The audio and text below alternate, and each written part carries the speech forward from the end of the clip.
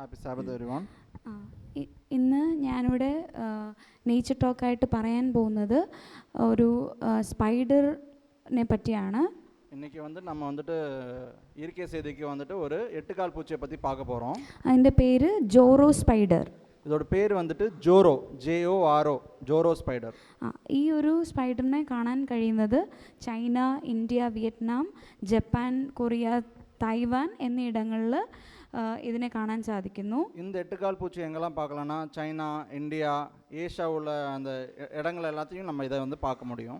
ഇതിൻ്റെ ഫിസിക്കൽ അപ്പിയറൻസിനെ പറ്റി പറയുകയാണെങ്കിൽ ഈ ജോറോ സ്പൈഡേഴ്സ് സെക്ഷുവൽ ഡൈമോർഫിസം കാണിക്കുന്നു എന്ന് പറയുന്നു. സെക്ഷുവൽ ഡൈമോർഫിസം എന്ന് പറഞ്ഞാൽ ആൺ എട്ടുകാലി അല്ലെങ്കിൽ പെൺ എട്ടുകാലിക്ക് തമ്മിൽ ഒരുപാട് ഡിഫറൻസസ് ഉണ്ടായിരിക്കും. இந்த ஜோரோ 8 கால் பூச்சியில் பார்த்தோம் என்றால் இதில் ஆண் எட்டுக்கால் பூச்சிக்கும் பெண் எட்டுக்கால் பூச்சிக்கும் நிறைய வித்தியாசங்களை பார்க்க முடியும். அது ரொம்ப பார்க்குறதுக்கு ரொம்ப வித்தியாசமாக தெரியும். ഇതിൻ്റെ പെൺ എട്ടുകാലിനെ നോക്കുകയാണെങ്കിൽ അതിൻ്റെ സൈസ് വളരെ വലുതായിരിക്കും. അതുപോലെ തന്നെ മെയിൽസിനെ അപേക്ഷിച്ച് ഇവർ വളരെ കളർഫുൾ ആയിട്ടുള്ള എട്ടുകാലികളാണ് ഫീമെയിൽസ്. ഇതിൽ പെൺ എട്ടുകാൽ പൂച്ചയെ பார்த்தீங்கன்னா இதோட சைஸ் ரொம்ப பெருசாகவும் இருக்கும். அது மட்டும் இல்லாமல் இதோட ரொம்ப கலர்ஃபுல்லாகவும் அட்ராக்டிவாகவும் இருக்கிறதை நம்ம வந்து பார்க்க முடியும். ഇതിൻ്റെ സൈസ് ഫീമെയിൽ എട്ടുകാലിയുടെ സൈസ് എന്ന് പറയുന്നത് ഏകദേശം 2.5 സെൻറ്റിമീറ്റർ നീളവും ഏകദേശം അതിൻ്റെ കാലുകളുടെ നീളം 10 സെൻറ്റിമീറ്ററും നീളമുണ്ടെന്ന് പറയപ്പെടുന്നു. ஸோ ஒரு பெண் எட்டுக்கால் பூச்சியோட பாடி அந்த உடம்போட அளவு பார்த்தீங்கன்னா ஒரு 2.5 சென்டிமீட்டர் அளவுலையும் அதோட கால் வந்துட்டு 10 സെൻറ്റിമീറ്റർ அளவுலையும் பெருசாக இருக்கிறத நம்ம வந்து பார்க்க முடியும்.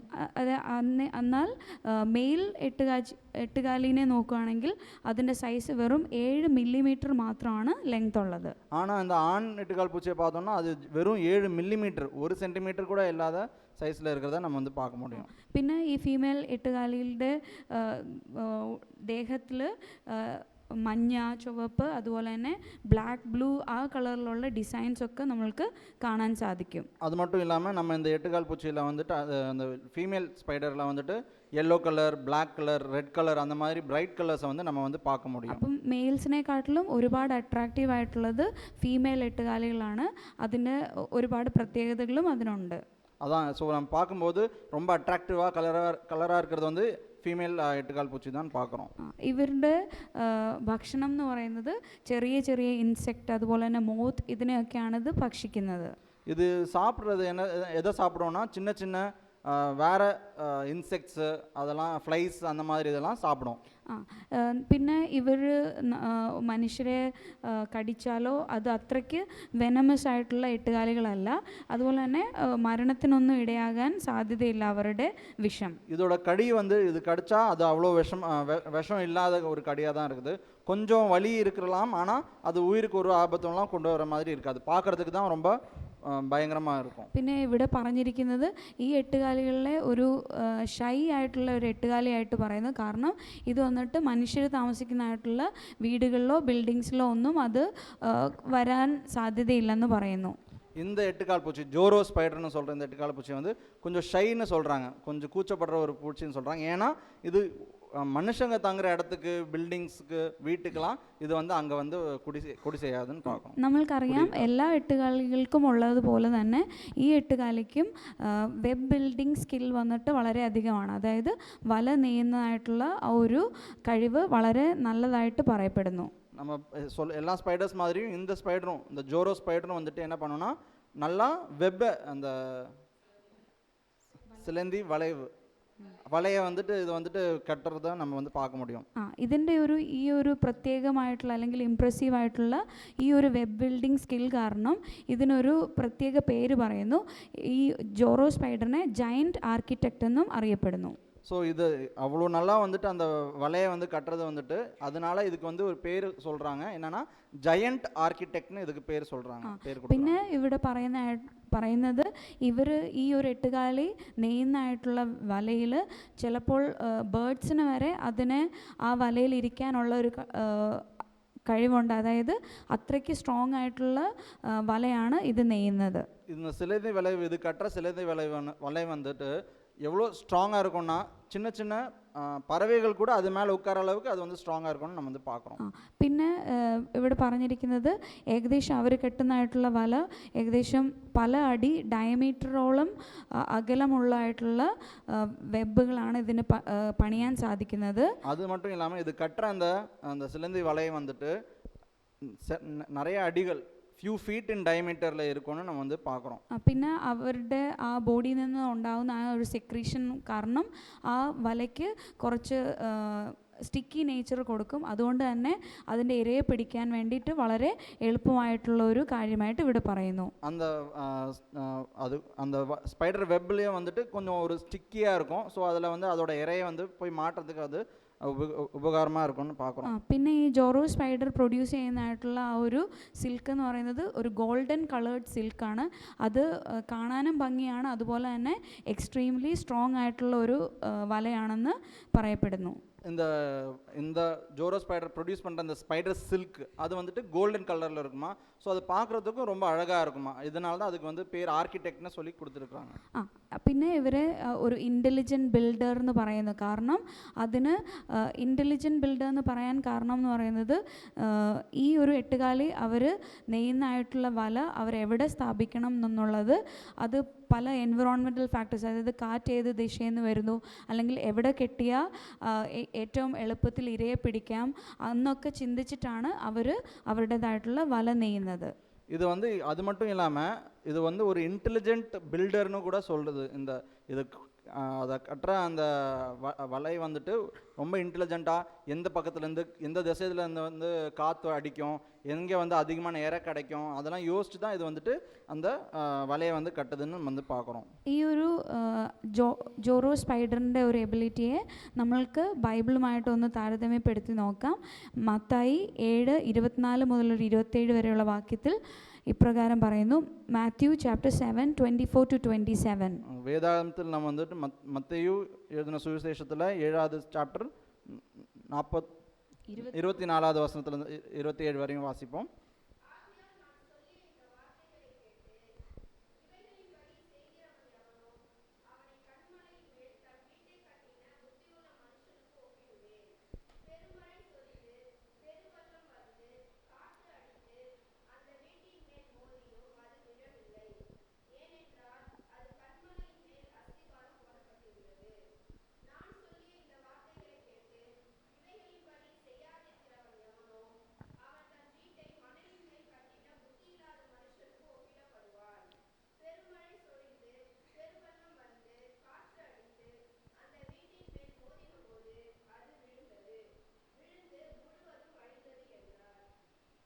Okay, thank you.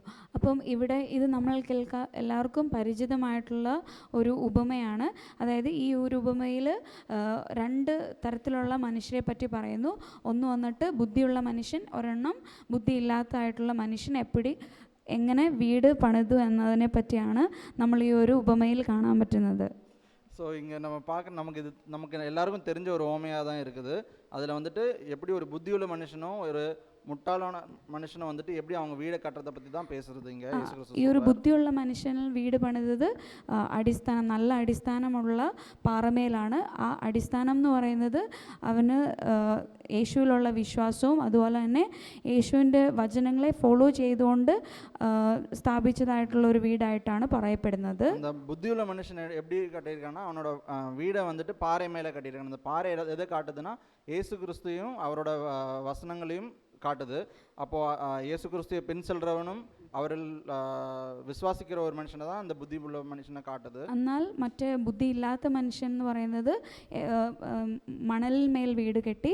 പക്ഷേ അത് വന്നിട്ട് അവിടെ പറയുന്നത് ദൈവത്തിൻ്റെ വചനങ്ങളെ കേൾക്കുന്ന ഒരു മനുഷ്യനാണ്, പക്ഷേ അതിനെ ഒരിക്കലും അതിനനുസരിച്ച് ജീവിക്കാത്തതും അല്ലെങ്കിൽ അതൊന്നും ഫോളോ ചെയ്യാത്തതായിട്ടുള്ള ഒരു ശക്തിയില്ലാത്ത ഒരു അടിസ്ഥാനത്തിൽ വീട് പണിതായിട്ടുള്ള മനുഷ്യനെ പറ്റി പറയുന്നു. அந்த புத்தி இல்லாத மனுஷன் என்ன பண்ணியிருக்கிறாங்கன்னு பார்த்தோம் என்றால் அவனுக்கும் வந்து செய்தி வந்து கேட்டிருக்கிறான். ஆனால் அவர் வந்துட்டு அந்த செய்தியை வந்துட்டு கேட்டுட்டு அது பிரகாரம் அவரோட வாழ்க்கையை வந்து வாழாத ஒரு மனுஷனாக இருக்கிறதை நம்ம வந்து பார்க்குறோம். അപ്പം ഈ ഒരു ജോറോ സ്പൈഡറിൻ്റെ ജീവിതത്തിൽ നമ്മൾക്കിപ്പോൾ കാണാൻ സാധിക്കും, അത് അത് ചിന്തിച്ചിട്ടാണ് അത് അതിൻ്റെ വീട് പണിയുന്നത്. അതായത് ഏത് സ്ഥലത്ത് നല്ലതായിട്ടുള്ള അടിസ്ഥാനം ഉണ്ടാവും, അല്ലെങ്കിൽ അവരുടെ അടിസ്ഥാനം എന്ന് പറയുന്നത്, അതായത് ആങ്കർ പോയിൻറ്റ്സ് എന്ന് പറയുന്നത് നല്ല ബ്രാഞ്ചസ്, നല്ല റോക്ക്, അതായത് സ്റ്റേഡി ആയിട്ടുള്ള സ്ട്രക്ചേഴ്സിലാണ് അത് വീട് പണി അല്ലെങ്കിൽ അതിൻ്റെ വല നെയ്യുന്നത്.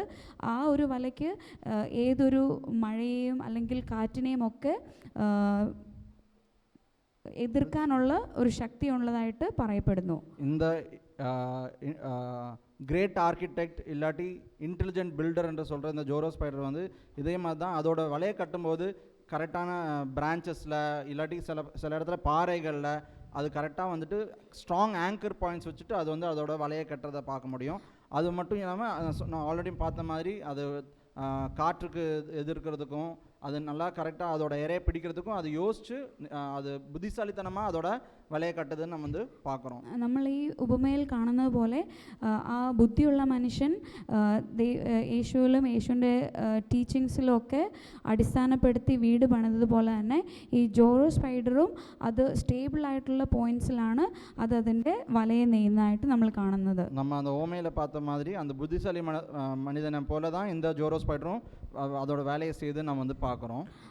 അപ്പോൾ തന്നെ നമ്മൾക്ക് ഈ ഒരു ജോറോ സ്പൈഡർ വളരെ ചെറുതായിട്ടുള്ള ഒരു ഇൻസെക്റ്റാണ്. അതിൽ നിന്നും നമ്മൾക്ക് ഇത്രയേറെ കാര്യങ്ങൾ നമ്മൾക്ക് ദൈവം പറഞ്ഞു തരാൻ ആ ഒരു ക്രീച്ചറിനെ ദൈവം ക്രിയേറ്റ് ചെയ്തു.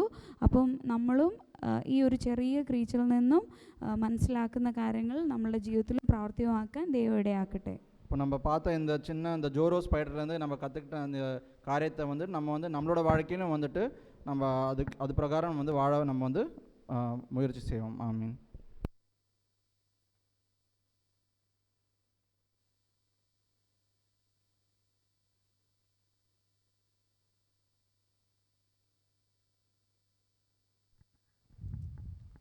நல்லதொரு இயற்கை செய்தியை நம்மிடையே பகிர்ந்து கொண்ட சகோதரியை தேவன் ஆசீர்வதிப்பாராக. சபையின் சார்பாக உங்களுக்கு நன்றியை தெரிவித்துக் கொள்கிறோம். இப்பொழுதும் நாம் ஊழிய அறிக்கைக்குள்ளாக கடந்து செல்வோம். ஊழிய அறிக்கையை மகன் டேரல் பிரைசன் அவர்கள் இப்பொழுது நம்மிடையே பகிர்ந்து கொள்வார்கள்.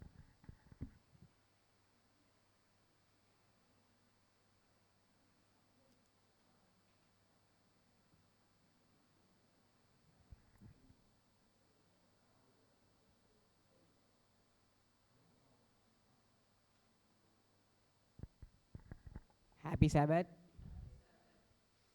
இன்றைக்கி ஊழியர்களில் வந்து சதர்ன் ஏசியா பசிபிக் டிவிஷன்லேருந்து நம்ம மொதல் வாரத்து ஊழிய அறிக்கையை பார்க்க போகிறோம். ஊழிய அறிக்கை தலைப்பு வந்து தாய்லாந்து.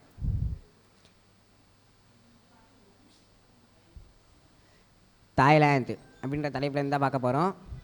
இந்த ஊழிய அறிக்கையிலேருந்து ஒரு சிறுவன் இருக்கான், அவன் பேர் சைனா.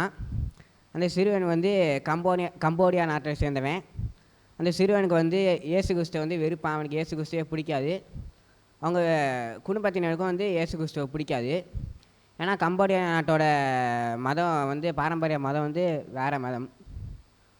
அந்த சிறுவன் அப்படி பிடிக்காதுன்னு அந்த நிலையில் வந்து அவங்க வீட்டில் வந்து அந்த சிறுவனை வெறுக்க ஆரம்பித்தாங்க.